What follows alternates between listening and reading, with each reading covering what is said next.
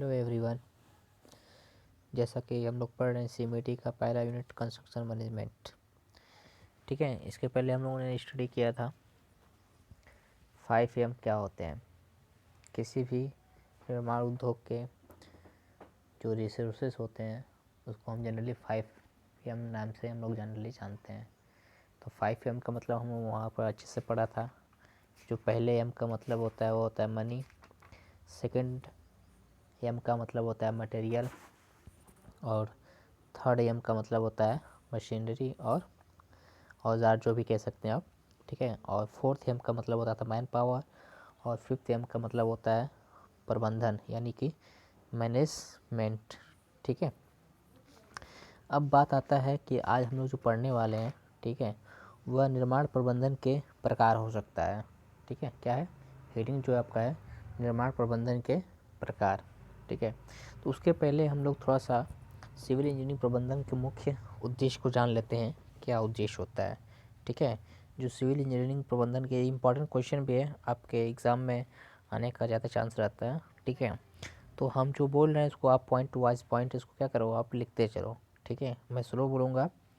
ठीक है, और उसको क्या करोगे, पॉइंट वाइज लिखते चलोगे कॉपी पे।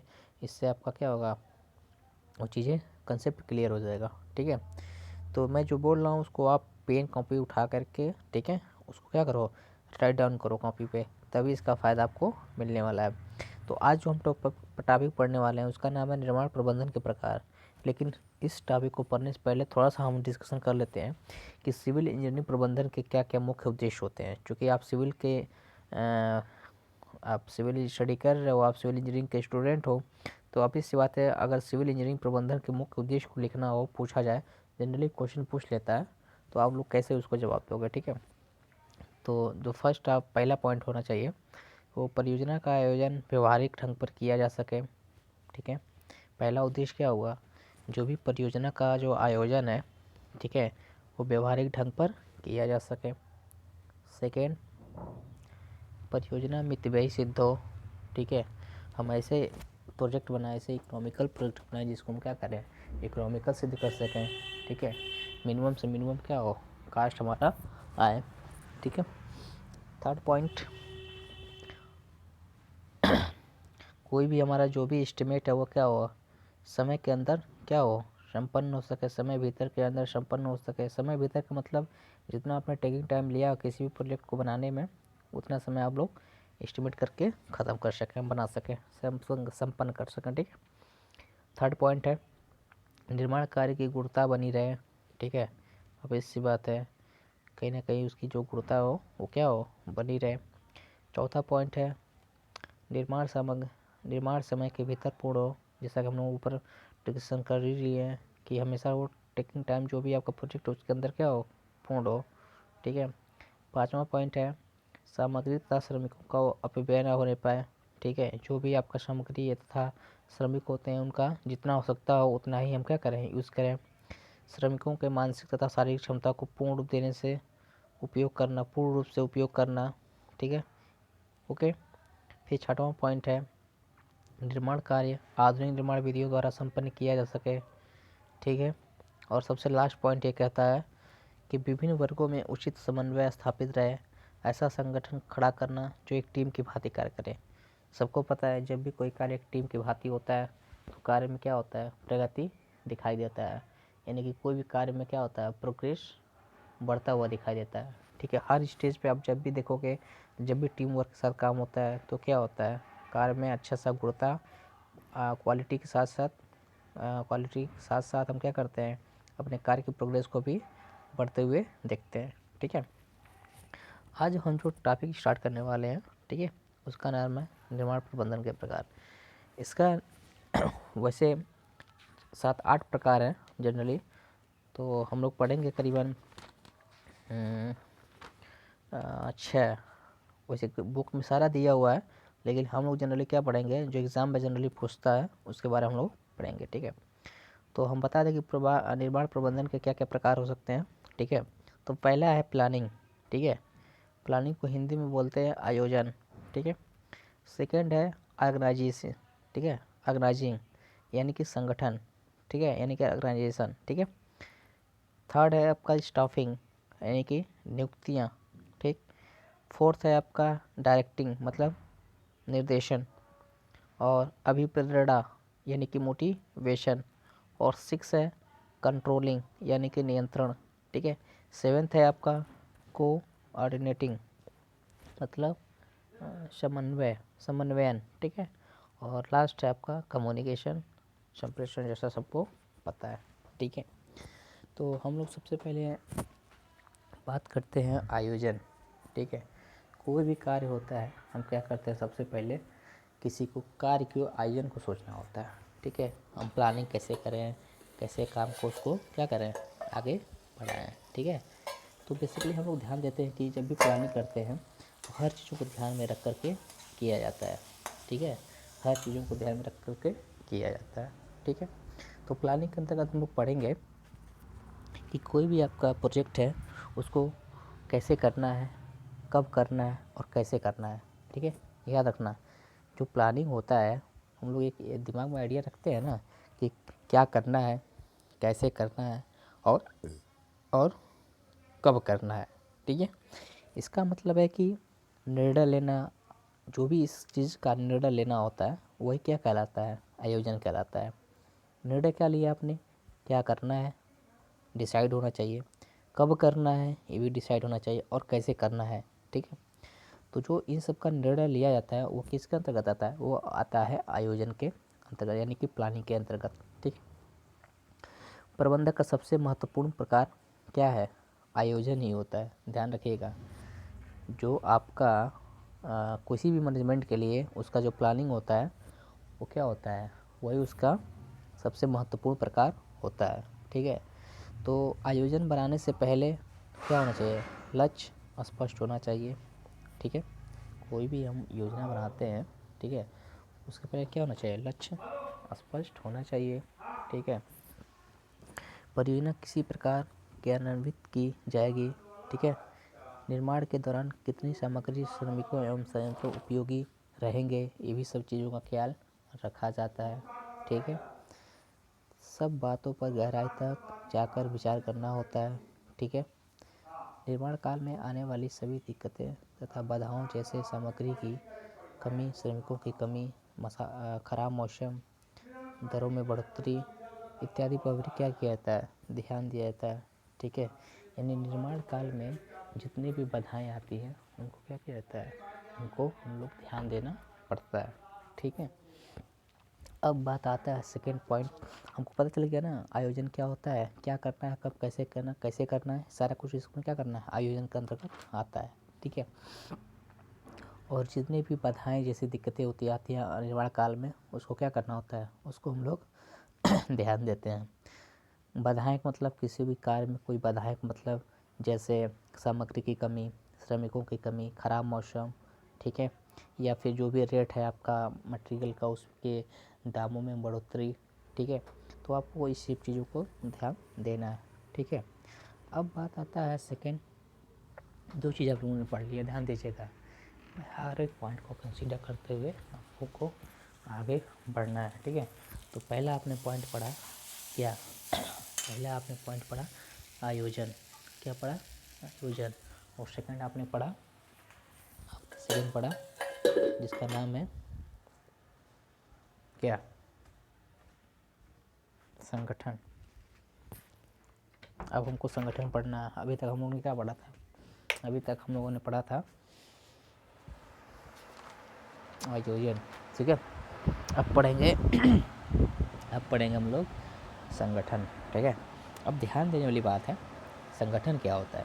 तो किसी भी परियोजना को आगे बढ़ाने के लिए ध्यान से सुनते रहिएगा बस, ठीक है।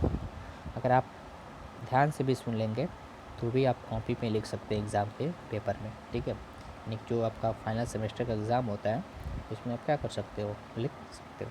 तो ध्यान देना, किसी भी परियोजना को आगे बढ़ाने के लिए एक व्यवस्थित संगठन की क्या होती है, हमको आवश्यकता पड़ती है, ठीक है। संगठन प्रबंधन का एक अनिवार्य एवं प्रमुख अंग होता है, जैसा सबको पता है, ठीक है।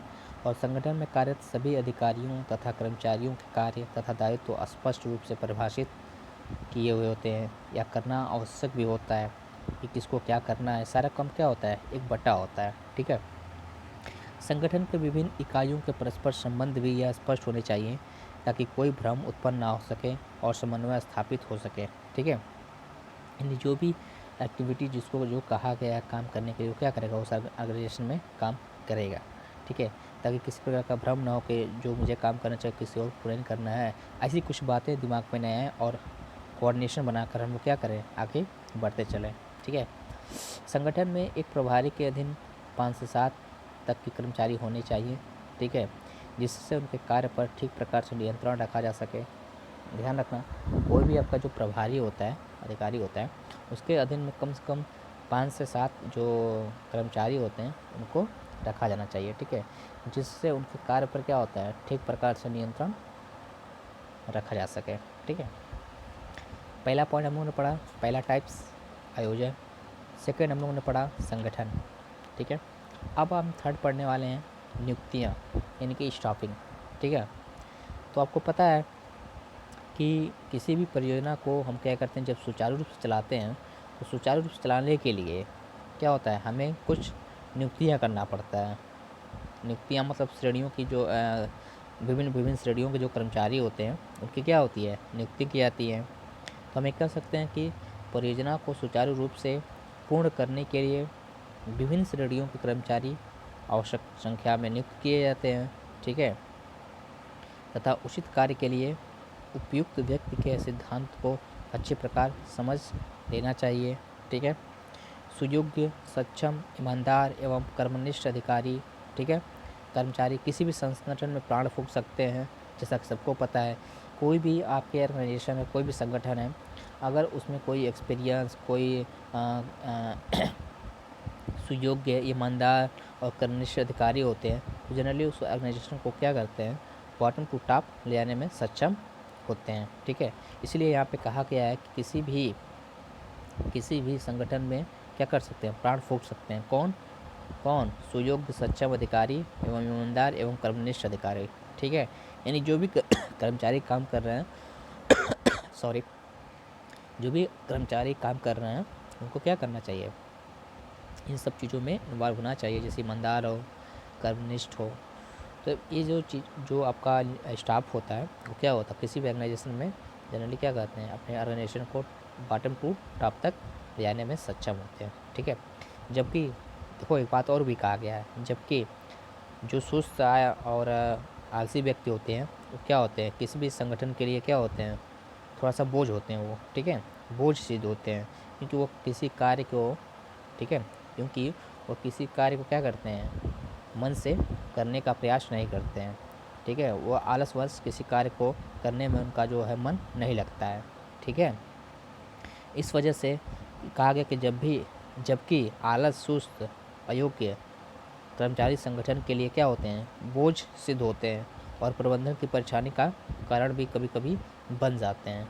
तो ये सब चीज़ों का ध्यान देना है कि जब भी हम नियुक्तियाँ करें किसी पर्पज़ के लिए, आपके ऑर्गेनाइजेशन के पॉइंट ऑफ व्यू से, किसी भी कंस्ट्रक्शन मैनेजमेंट के हिसाब से, तो हम ऐसे लोगों को नियुक्त करें जो क्या हों, जो ईमानदार हों, जो कर्मठ हों, ठीक है, जो सुयोग्य हों, जो अपने काम में क्या करें, किसी कार्य को रिस्पॉन्सिबिलिटी ले सकें, ठीक है।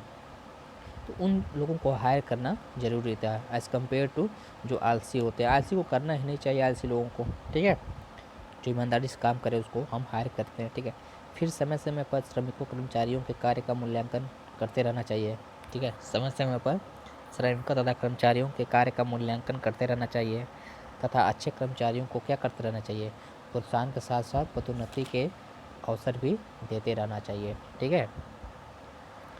अयोग्य कर्मचारी को सुधार का मौका भी देने पर भी यदि कार्य में सुधार नहीं करता है तो उसे सेवा से अलग कर देना चाहिए। अब सी बात है, यदि मान लीजिए कोई भी कर्मचारी आलसी वश अगर कोई काम नहीं कर रहा है, कोई सुधार नहीं कर रहा है, तो आप उसको एक मौका दीजिए। उस मौके के बाद भी यदि वो काम में सुधार नहीं करता है तो उसे आप सेवा से क्या कर सकते हैं, तत्काल निष्कासित कर सकते हैं या तत्काल उन्हें सेवाओं से अलग कर सकते हैं, ठीक है। अब चौथा जो पॉइंट आता है वो होता है निर्देशन। चौथा जो पॉइंट होता है वो होता है निर्देशन, यानी कि डायरेक्टिंग, ठीक है। सॉरी, जो चौथा पॉइंट है वो आपका डायरेक्टिंग है। तो ध्यान से सुनिएगा इसमें। श्रमिकों एवं कर्मचारियों से प्रभावी ढंग से काम लेने के लिए, ठीक है, श्रमिकों कर्मचारियों से प्रभावी ढंग से काम लेने के लिए उन्हें समुचित दिशा में स्पष्ट निर्देश देना होता है, ठीक है, ध्यान से सुनिएगा। श्रमिकों कर्मचारियों से प्रभावी ढंग से काम लेने के लिए उन्हें क्या करना पड़ता है, समुचित ढंग दिशा में स्पष्ट निर्देश देना होता है और उनकी कठिनाइयों को क्या करना पड़ता है, दूर करना होता है, ठीक है। श्रमिकों को पता होना चाहिए कि उन्हें क्या करना है, कैसे करना है और कब करना है। इसके लिए वे प्रबंधक से स्पष्ट मार्गदर्शन भी ले सकते हैं या जनरली वो चाहते भी हैं कि काम को हम कैसे करें, ठीक है, समझ गए ना आप लोग। जैसे आपको जो भी श्रमिक काम कर रहे हैं तो उनको अगर गाइडलाइन नहीं पता होगा, उनको दिशा निर्देशन नहीं पता होगा, तो क्या करते हैं जनरली अपने जो मैनेजर होते हैं उनसे स्पष्ट मार्गदर्शन चाहते हैं कि सर हम कैसे कार्य को करें, कब करें और क्यों करें किसी कार्य को। तो बस इसलिए वो क्या करते हैं, वो एक निर्देशन देते हैं, वो क्या करते हैं, एक दिशा दिखाते हैं। कौन, जो भी उस ऑर्गेनाइजेशन के जो प्रबंधक होते हैं, मैनेजर होते हैं, वो ही जनरली क्या करते हैं, उनको मार्गदर्शन करते हैं किसी कार्य को समुचित दिशा में कैसे करना है, वो उनको दिशा निर्देश देते हैं, ठीक है। अब आता है चौथे के बाद से पाँचवां, जिसका नाम है अभिप्रेरणा यानी कि मोटिवेशन, ठीक है। तो याद रखिएगा कि उद्देश्यों की पूर्ति के लिए, ठीक है, उद्देश्यों की पूर्ति के लिए कर्मचारियों को सुस्त दुरुस्त परिश्रम, निष्ठा तथा लगन से कार्य करने के लिए अभिप्रेरित करना होता है, ठीक है।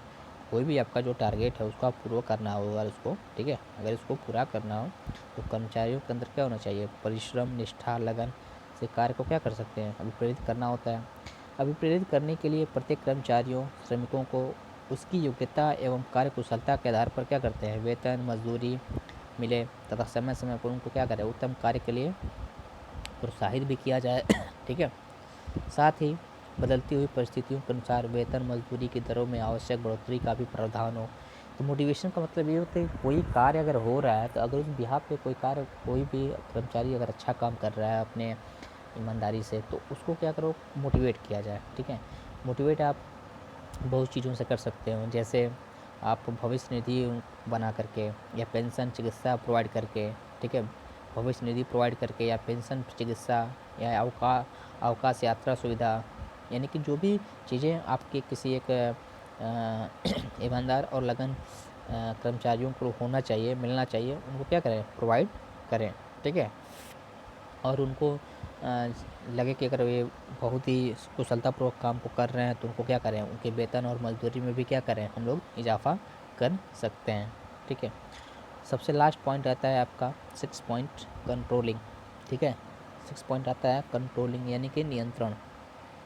तो अब इस बात नाम से जैसा पता है कि नियंत्रण, तो किसी न किसी जो कोई हम प्रोजेक्ट बनाएंगे, ठीक है, तो उसको जब आगे बढ़ाएंगे तो हर स्टेज पे क्या करना होता है, उसको प्रभावी ढंग से नियंत्रण रखना अति आवश्यक होता है, ठीक है। तो हम कह सकते हैं ना कि परियोजना को समयबद्ध कार्यक्रम के अनुसार आगे बढ़ाने के लिए, ठीक है, परियोजना को समयबद्ध कार्यक्रम के अनुसार आगे बढ़ाने के लिए इसकी सभी क्रियाओं पर प्रभावी नियंत्रण रखना क्या होता है, अति आवश्यक होता है, ठीक है, अति आवश्यक होता है। तो याद रखिएगा, एग्ज़ाम के पॉइंट ऑफ व्यू से आपके जनरली क्या करता है कि पूछ लेता है कभी कभी कि इन जो प्रबंधक के प्रकार हैं उस पर आप 60 नोट लिखने के लिए बोल देता है, या फिर कभी कभी ऐसा भी कह देता है कि कोई क्वेश्चन पूछ लेगा कि आयोजन से क्या समझते हैं, इसका ऑर्गेनाइजेशन में क्या महत्व है, ठीक है। या फिर कभी कभी ऐसा भी पूछ लेता है कि नियंत्रण से आप क्या समझते हैं, किसी ऑर्गेनाइजेशन में नियंत्रण का क्या महत्व है। तो क्वेश्चन आपका कंसेप्ट यही रहेगा, क्वेश्चन पूछने का तरीका उसका अलग हो सकता है, ठीक है। या फिर कभी कभी क्वेश्चन में ऐसे भी पूछ लेता है कि राइट शॉर्ट नोट ऑन, तो कुछ टिप्पणी लिखने के लिए देता है, ठीक है। वो टिप्पणी किस प्रकार होता है, जैसे क्या देगा 5-6 पॉइंट पे, आप 10 नंबर का ही रहेगा लेकिन उसको क्लासीफाई कर देगा, इसमें पूछ लेगा कि अभिप्रेरणा क्या होता है और आयोजन क्या होता है, समन्वयन क्या होता है, ठीक है, संप्रेषण क्या होता है, या फिर नियुक्तियाँ क्या होता है, या संगठन क्या होता है, ठीक है। जैसा कि हम लोग इसके बारे में स्टार्टिंग में हम लोग थोड़ा थोड़ा पढ़े हुए हैं, ठीक है। तो आपको बेसिकली ध्यान देना है कि जब भी हम इस तरह के यूनिट को पढ़ें तो एक बस एक दूसरे से क्या करें, रिलेट करें, आयोजन का संगठन से, संगठन का नियुक्तियों से, भाई एक दूसरे से लिंक है। अगर संगठन बन जाएगा, कोई नियुक्तियाँ करने स्टाफ नहीं रहेगा तो उसको कौन दिशा निर्देश करेगा, दिशा निर्देश नहीं होगा तो कोई कार्य की कोई मतलब निकलेगा नहीं। या कोई कार्य हो रहा है तो उसको नियंत्रण कैसे किया जाए, और लोगों को तालमेल में बैठा कर किसी बेहतर कम्युनिकेशन के थ्रू क्या करें, काम को हम क्या करें, आगे बढ़ा सकते हैं। ठीक है, तो ये सब चीज़ों को क्या करना है, आपको ध्यान देना है। ठीक है, तो अब हम लोग जो पढ़ेंगे अगला टॉपिक, ठीक है, वो हम लोग जनरली पढ़ेंगे आपका नेक्स्ट यूनिट हो सकता है। ठीक है, हम लोग नेक्स्ट टाइम हम लोग स्टार्ट करते हैं अगले वीडियो में। ठीक है, धन्यवाद।